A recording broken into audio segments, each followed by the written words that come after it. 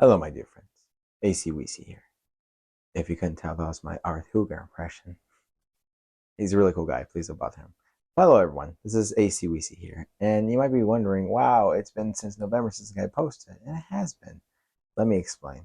So, in regards to my uploading schedule, it has been a little hectic. I've been very busy as of late. And only now I figured, since I haven't been able to post since Thanksgiving or Christmas, I thought it'd be best to post it around the new year.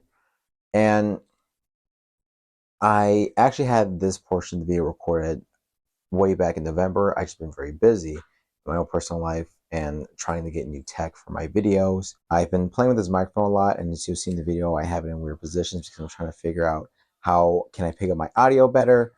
I've also been blessed to get a laptop for my video project, so I don't have to do it on my phone no more. And I've been really trying to better the quality of my videos. And speaking about quality, I got another thing as well. So in regards to my research of the last Iceberg video, I would say that many people thought I did very shallow research, which I did truly put a lot of time into that research as well. Maybe it was amateur at most. I am not an expert, and I don't want to sound like a broken record because I'm going to keep saying this, and I'm not going to say this after this, but I am not an expert in this field. I am simply a solitary practitioner who enjoys my own personal practice and making videos that are interesting to people like-minded like me. If you already know about this stuff, then you can simply go along, and if you don't understand iceberg video, then why are you watching an iceberg about this?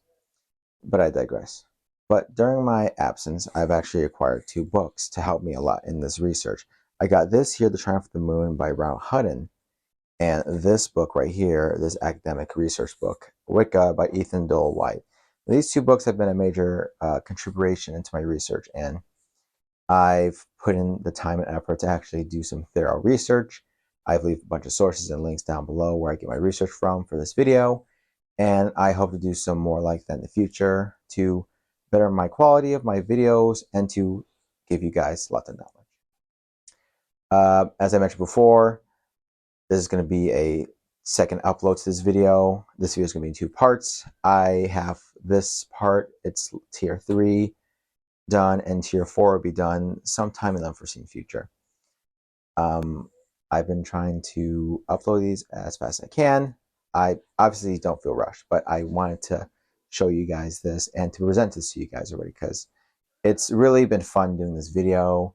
I enjoy making the content I do, and I hope in the future I can experiment and make more interesting videos.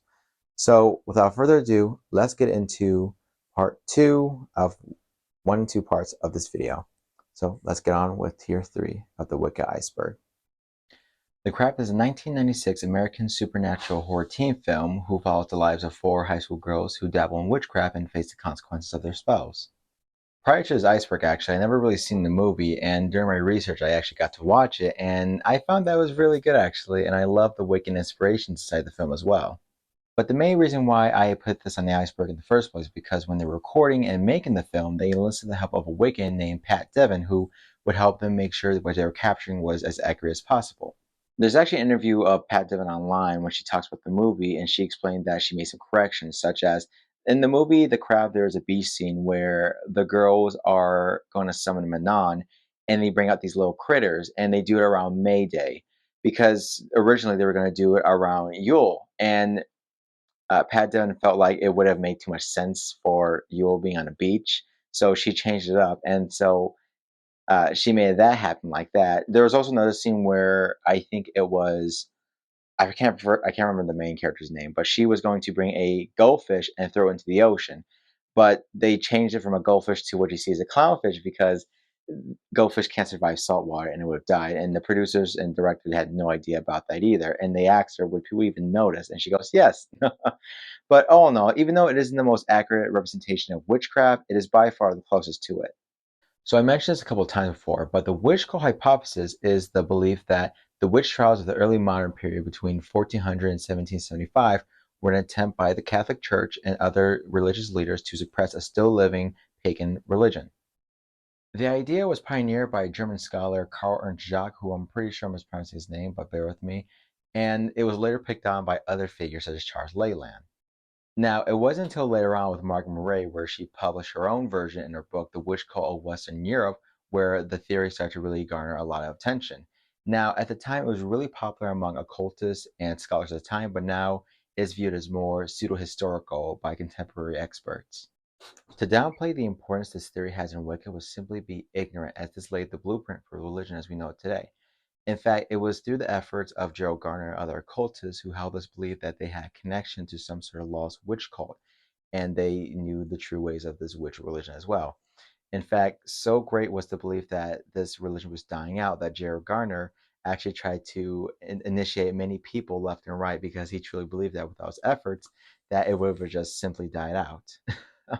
But all in all, this remains an important footnote in the history of Wicca, and through the efforts of Charles Leyland and Margaret Murray and Joe Garner as well, and other such people, they helped create the foundation to what we know as today as a still evolving religion. So, blessed be. Now, this was actually fun researching, but Lady Sheba was not only the founder of the American Celtic Wicca tradition, but she also had the goal to combine all traditions and groups and covens under one banner, with the aim goal to bring them the respect and reverence they once held as the old religion in the New Age.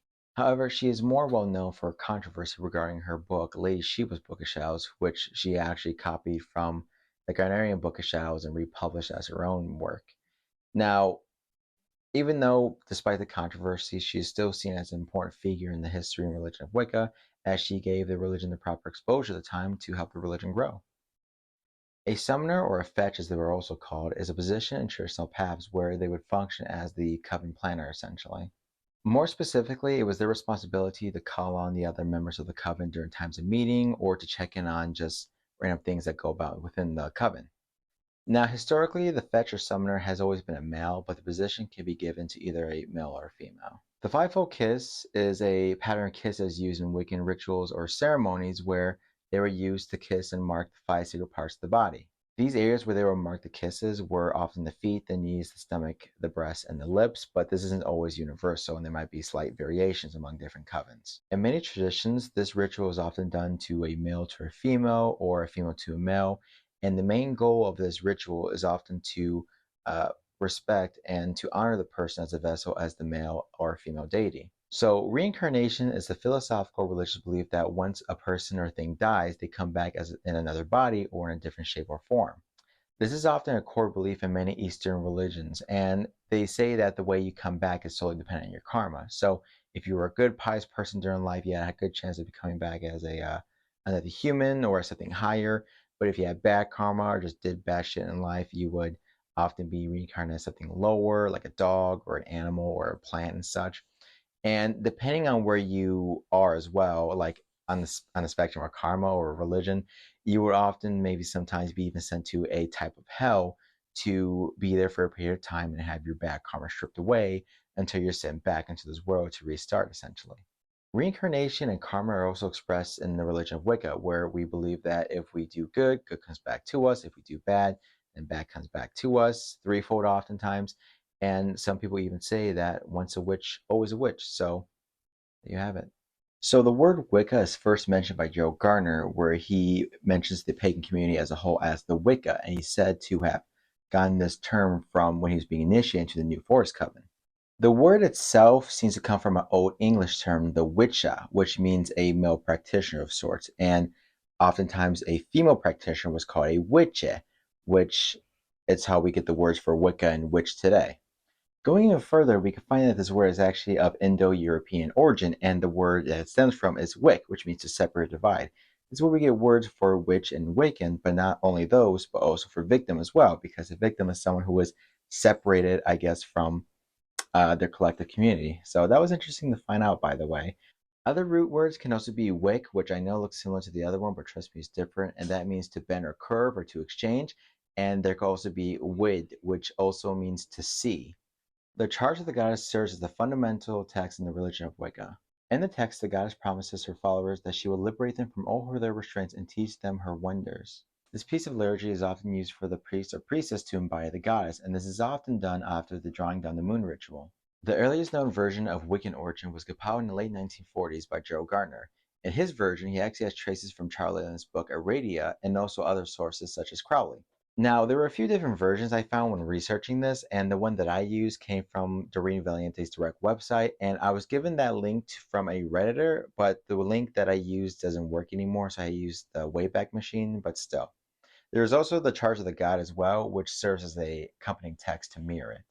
The Maiden, Mother, and Crone, or the Triple Goddess, is a type of deity or an archetype reserved by some neo-pagans. This figure is often seen as the embodiment of the waxing, the full, and the waning moon, or she could be seen as three beings, such as a young virgin, a wife or a mother, and then a wise older woman.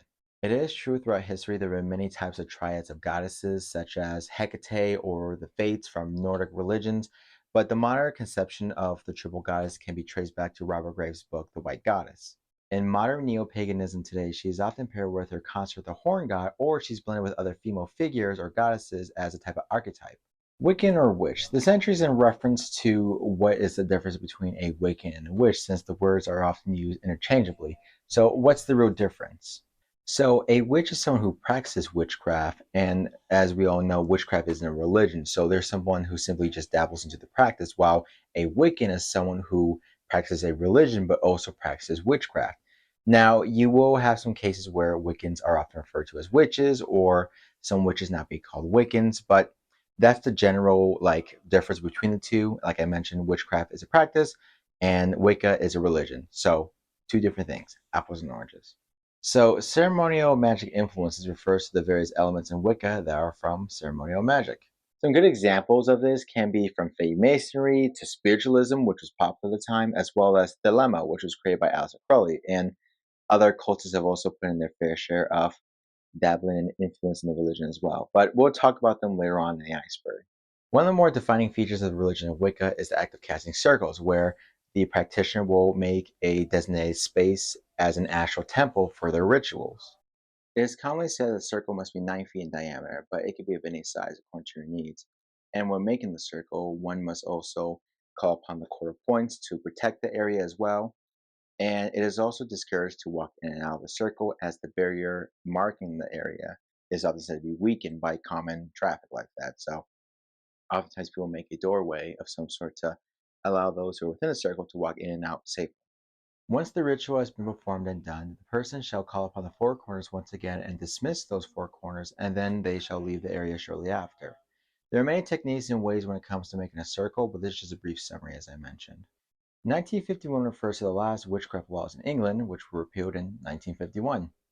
This serves as a fundamental footnote in the history and development of Wicca, as this gave Gerald Gardner the chance in 1954 to publish his book Witchcraft Today, which serves as a founding text to this day in the religion.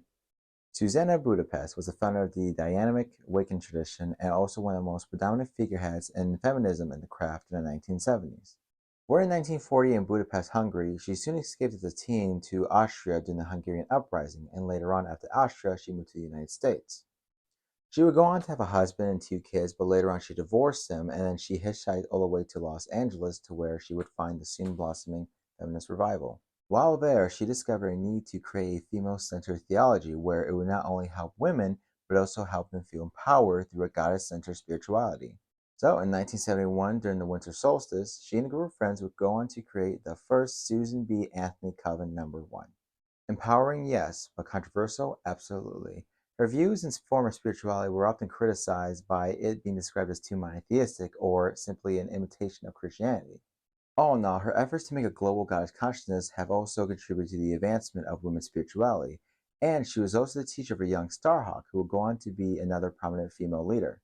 Warlocks and Wizards refers to the fact that in Wicca, some practitioners can be referred to as a witch, but what do you call a male practitioner?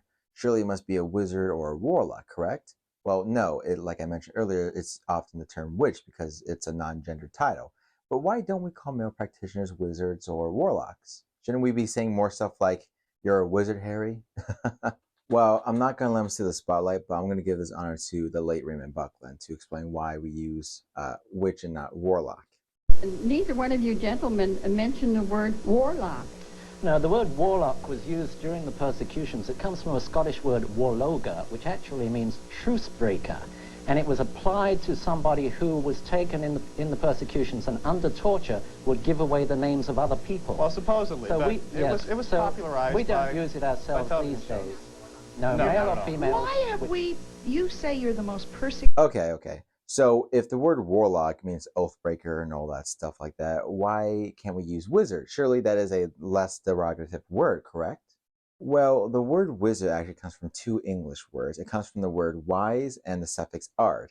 And it actually refers to something more closer to a sage or a philosopher rather than a practitioner of the arts. So if you're going to call a male witch a wizard, it's not as bad, but witch just seems more appropriate as a title, honestly. 3 degrees. Now, in Wicca, there's a set of 3 degrees upon being initiated. Now, the 3 degrees in Wicca are heavily inspired by Freemasonry degrees. So when we are going to go through the different degrees and what it takes to be initiating them, there's different ways this can happen in covens, but we're simply going to use the gardnerian version to make it simpler and also give you a good idea of what you might be getting into when you're being initiated from 1st to 3rd degree. All right, so let's get into it with 1st degree number 1. Now, I wonder if I could do like a VHS effect when doing this. Now, when you're first getting initiated into your 1st degree, you will need to be blindfolded and naked. You will also have your hands tied behind your back as well. Once you have been properly lashed and also have an oath of secrecy to never ever tell anyone of the secrets you learned in the coven, you will then be welcomed in and be a 1st degree initiated. Now, being a 1st degree is pretty cool. You'll spend most of your time studying and also watching from the others and trying to get an idea of where you're getting into. You're not really inside the game yet, but you're kind of more so on the sidelines. So you're not actually doing anything, but you can still just kind of be around and such. So let's say you're lucky enough and then you actually like the stuff you're doing. So later on, once a year and a day passes, you would then be eligible to be a 2nd degree initiate. Now, the initiation is very similar to the previous rank where you'll also get tied up and also lashed as well. But this time you'll get a new set of tools as well. And also you'll get someone to perform the descent of the goddess for you. All right, now you reach 2nd degree. Now being 2nd degree is pretty awesome. You know, you can initiate others up to your rank and you go to be given the title as high priest or high priestess in the coven. That's pretty awesome. But remember, this initiate says, not I, said the fly. He wants more. They have ambition. So in that case, they'll be initiated to a 3rd degree. Now, when it comes to being a 3rd degree initiate, you can have the chance to form your own covens and kind of high evolve and do your own thing. As stated before, there are many similar things you'll be required to do, but in this time, you'll also be required to do the Great Rite, which I'll explain later on down the iceberg. Now, obviously, this is just a brief summarization of what happens within the Gardnerian tradition, and some it might be different, some it might not be so different, but this is just a brief summary of what goes on through the 3 degrees. Aleister Crowley, also known as the Beast, was an English occultist, philosopher, ceremonial magician, and among other things. Not is only known for these things. He also makes a great rice pilaf, but he is also in this iceberg simply due to the fact that he was a main inspiration for Gardner when creating Wicca. It is a known fact that Doreen Valiente had to rewrite most of Gardner's rituals in his Book of Shadows because she felt like the references to Mr. Crowley were just too obvious in them. Around this time, there was also a rumor that Gardner had actually paid Aleister Crowley to write his entire Book of Shadows, but later this was disproven. But this just shows how much of an influence the guy had on Gardner. Now, they were also fairly well acquainted. They weren't essentially buddy-buddy, but they met a couple times, and it was even known that Aleister Crowley initiated Gardner into his own organization, the OTO, into being a 4th degree initiate, I believe, to where that's a pretty high degree in that system I actually saw, and Gardner had the power essentially to initiate others up to his rank, which was pretty high up. And once Crowley died, he was thought to be the new leader of his organization, but he declined and instead went on to do his own thing, which was Wicca. In the description, I left a link for many other things as well, like references. And for this entry, I actually left a link to this website I found where the person seemed to have found what was directly taken from Aleister Crowley's works and put into Gardner's early versions of the Book of Shadows. It's simply insane just how much influence this guy had on so many people. And it's crazy to think that if he never existed or even met Gardner, what would happen then? Skyclad refers to ritual nudity, more specifically being butt naked during a ritual. There seems to be a few reasons that I found at least why ritual nudity is in the religion at all. I know that Gardner himself was a nudist actually, and he was actually told by his doctor to be a nudist because of this condition he had. I also know he drew lots of inspirations from like Eastern religions like Jainism, and I also know that since he read Aradia as well, that he could have drawn from that book as well, because in the book, it's one of the first instances where you see people being ritually nude for a ceremony of some sort. This practice, I want to say, seems to be restricted to more traditional covens because you don't really hear about it being talked about in Wiccan circles normally like this. It's more so a historical part of the religion that was once a main factor in it, but now with people like Scott Cunningham, they say things like, sure, you could do it, but you don't have to if you wanna. So, many Wiccans are just taught to wear the clothes on because even though like you could be nude and free, you can also do the same stuff with your clothes. So I truly don't see a difference. I'm sure there is, but I prefer my clothes on. But if you don't and you like being butt naked, that's cool too. I mean, no judgment here, man. Awakening seems to be a portmanteau of the words Wicca and beginning or awakening. This term is generally applied to those who are born within a coven, such as an infant or a newborn baby, but this goes to refer to new initiates as well, where they are accepting their new way of life and religious beliefs as a Wiccan. The way awakening is performed is dependent on if it's a newborn or a baby. In that case, it's often like a baptism of some sort to affirm their pagan religion, or if it's by someone older, it's kind of like a self-initiation kind of ceremony.